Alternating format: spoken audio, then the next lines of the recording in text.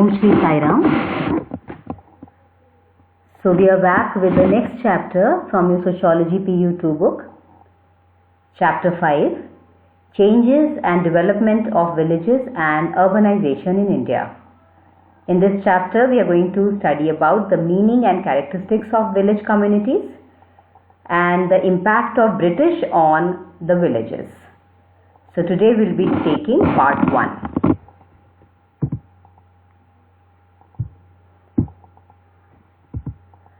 So what is an Indian village? Look at this beautiful colorful picture, and this is what we think about Indian villages. You also must have drawn or painted such pictures of Indian village.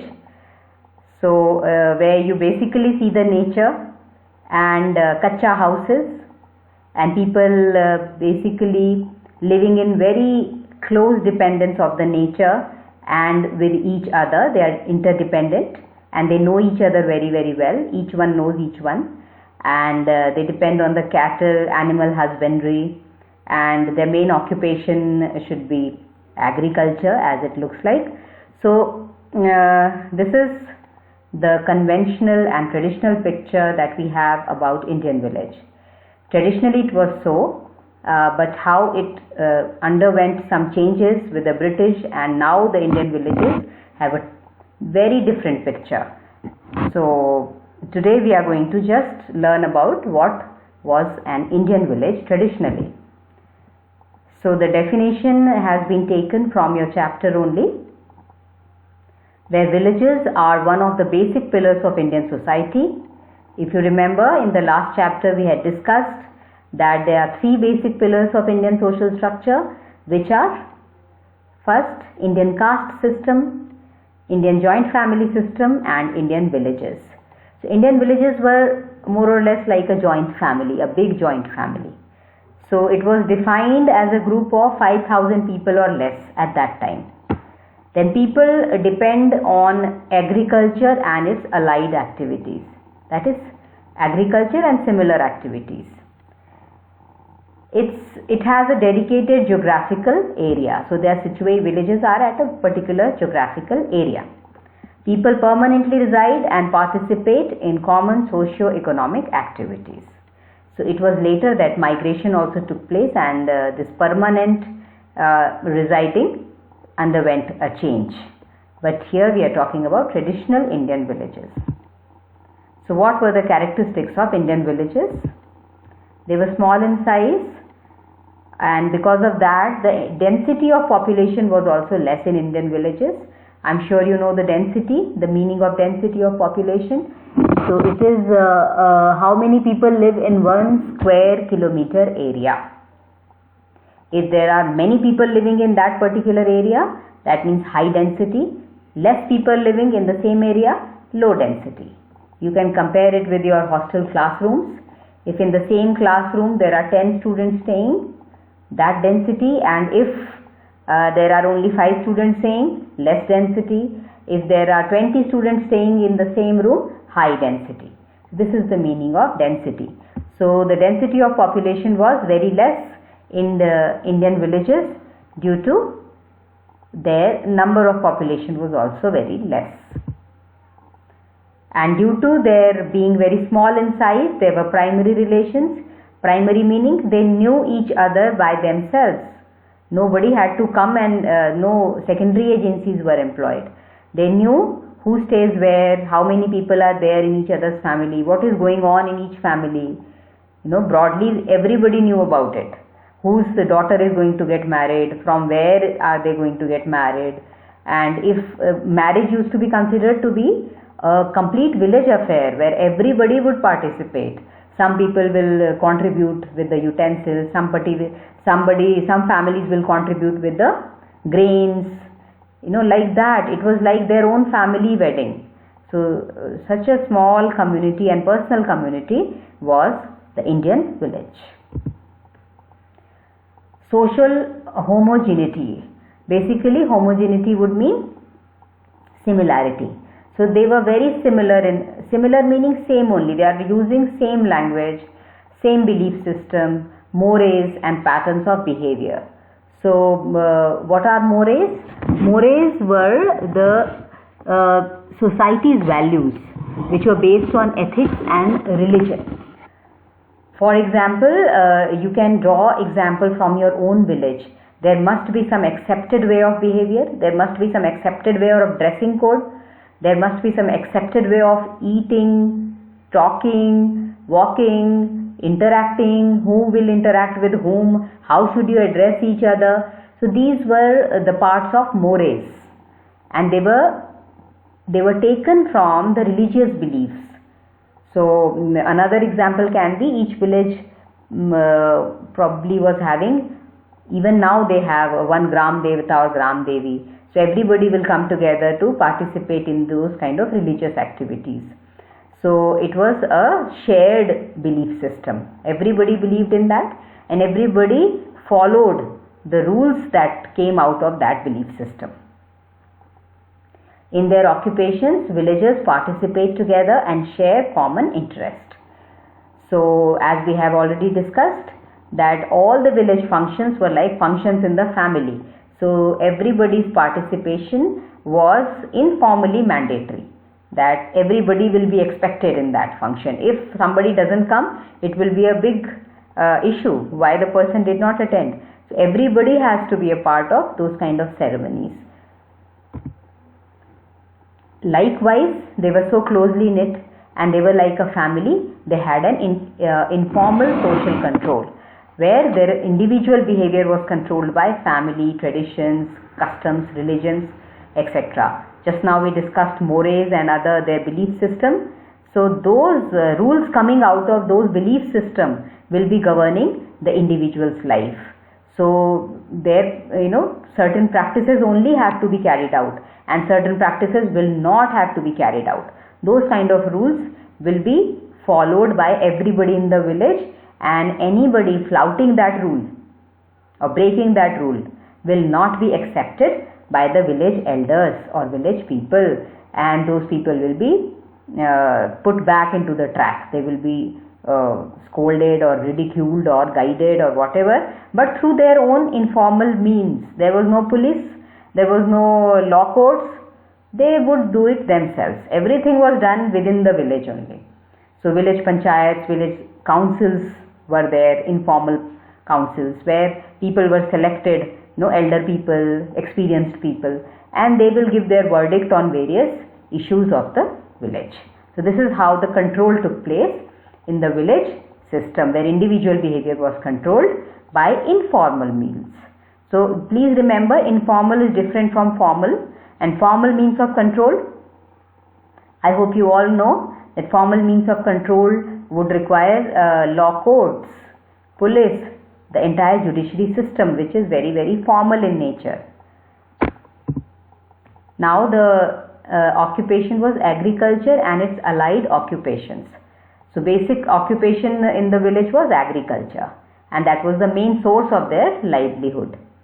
And along with agriculture, there was animal husbandry, that there are animal farms. People are taking care of the animals, cows, buffaloes, and they are taking the milk and using it or selling it. Floriculture, they are rearing the flowers and making a small business out of it. Fishing, mining, apiculture. Apiculture is taking care of the honeybees and deriving the honey out of it and again selling it or using it, consuming it. Cottage industries.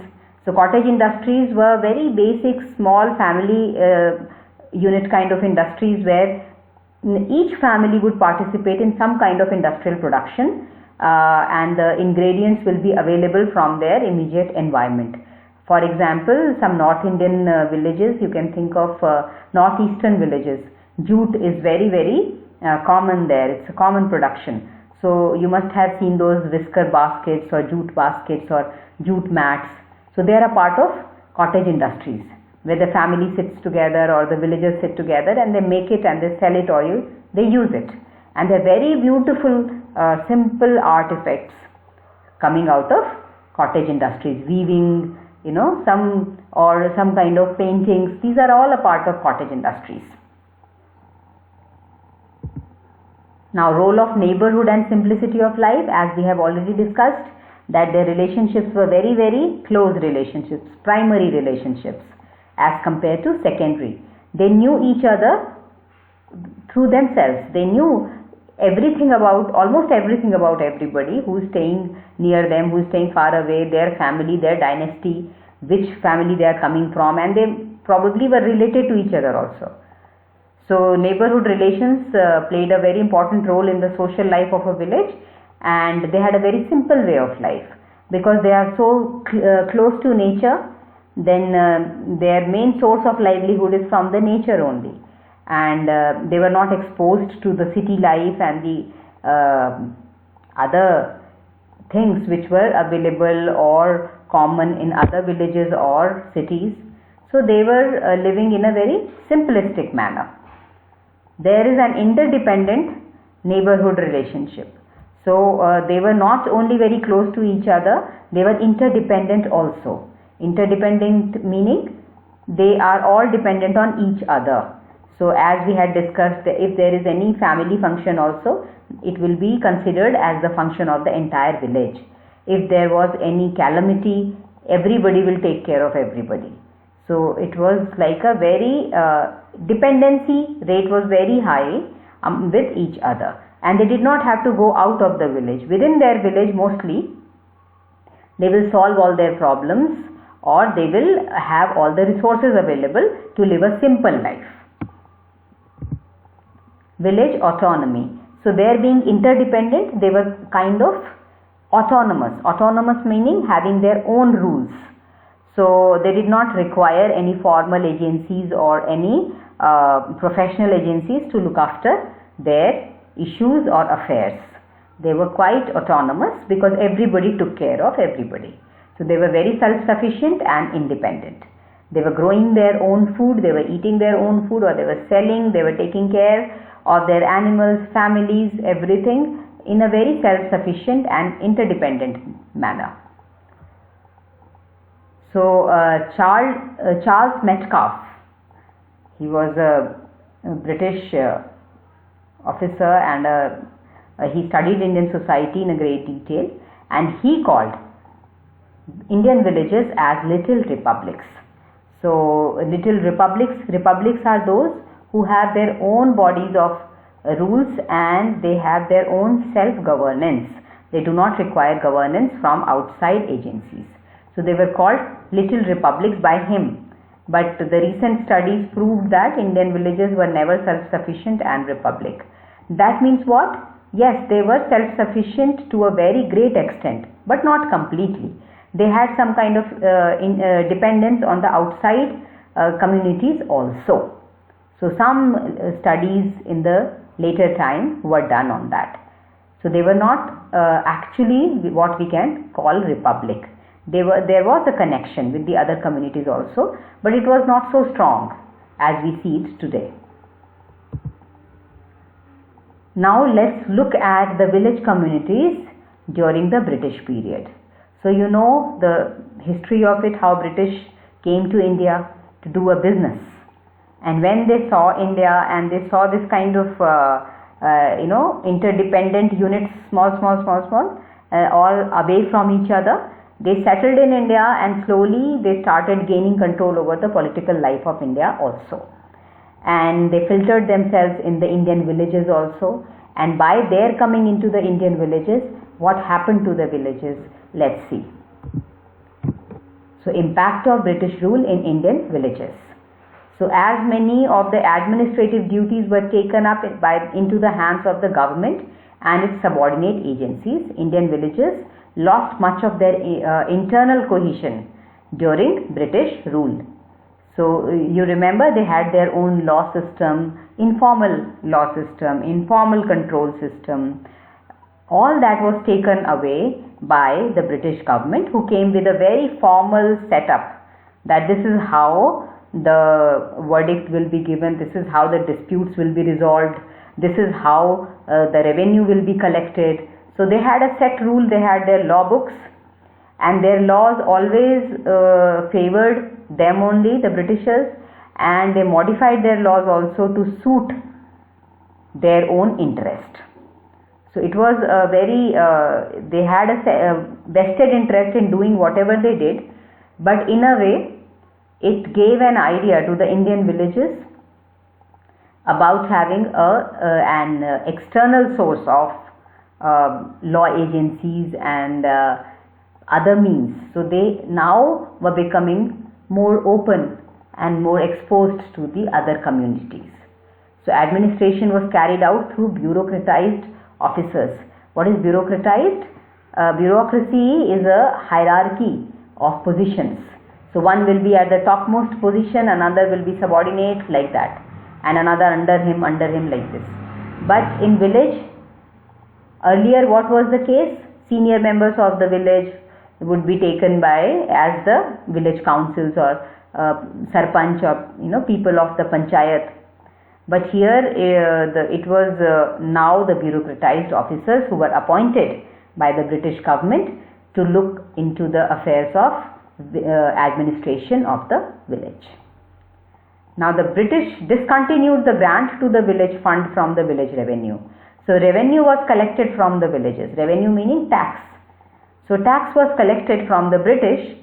Out of that tax, one portion was to be given as a grant to the villages for their development.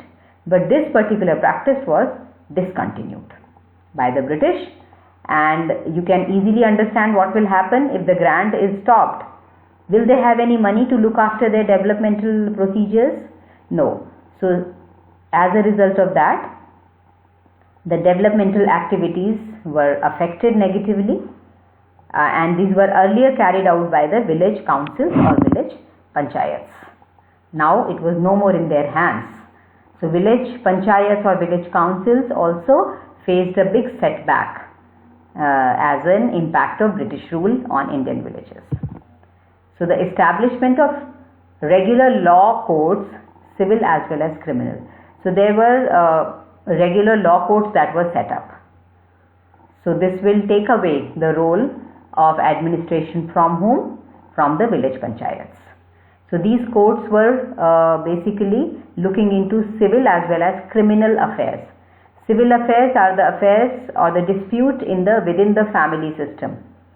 So it may be a dispute regarding the property, share of money, all those things, or some personal animosity or personal dispute. Criminal would be which has to do with the offense against individuals.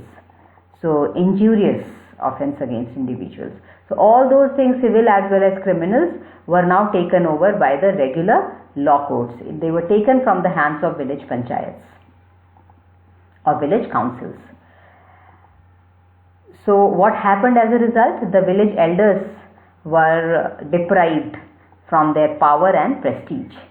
So the village disputes that could have been solved easily, because the people knew each other and they knew each other's affairs so very well that they would give a particular proper verdict on their problems.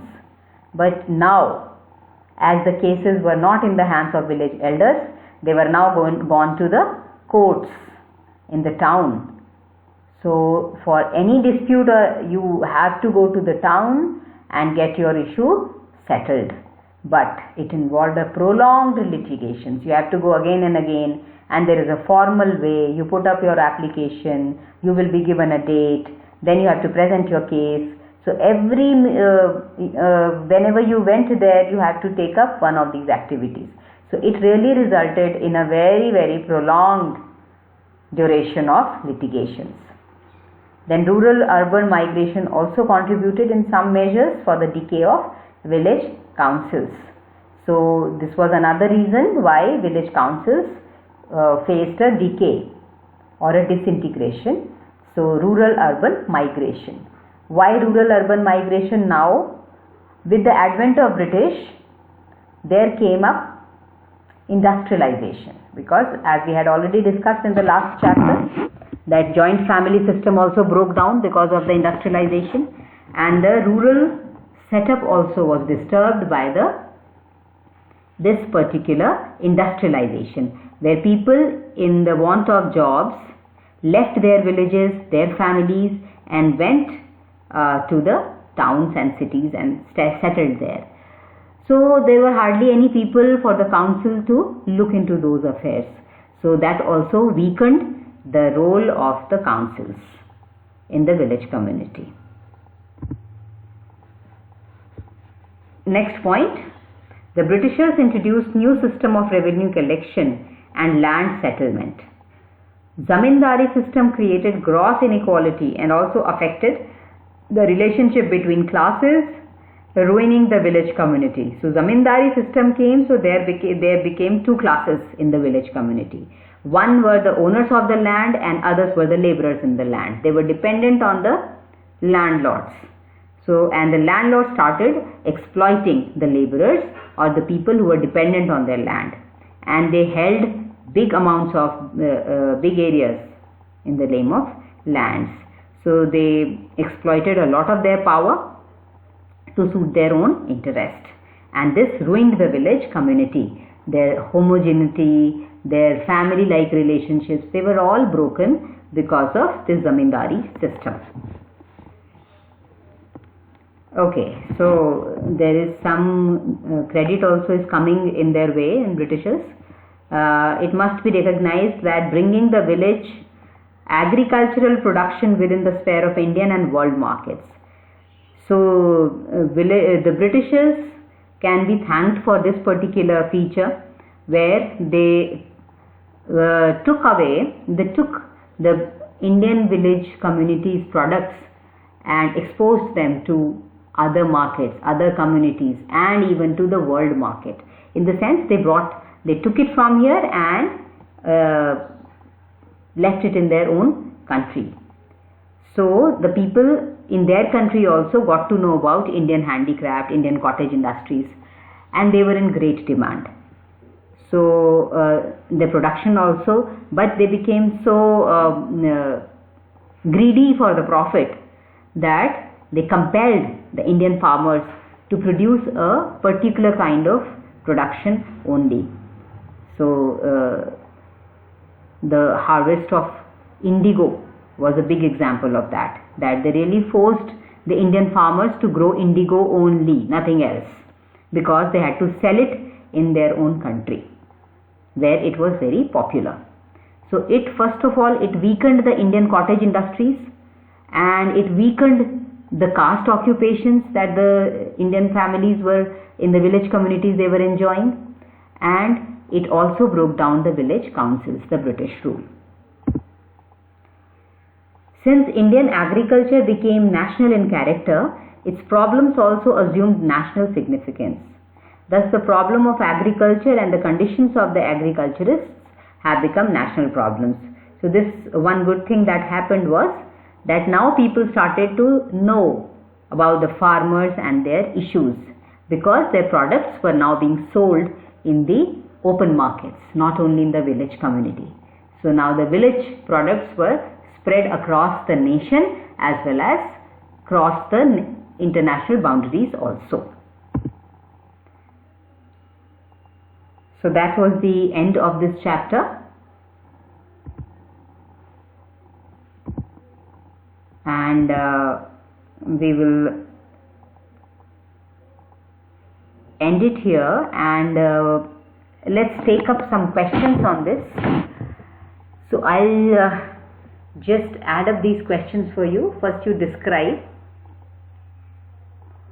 what is a village community and write about its characteristics.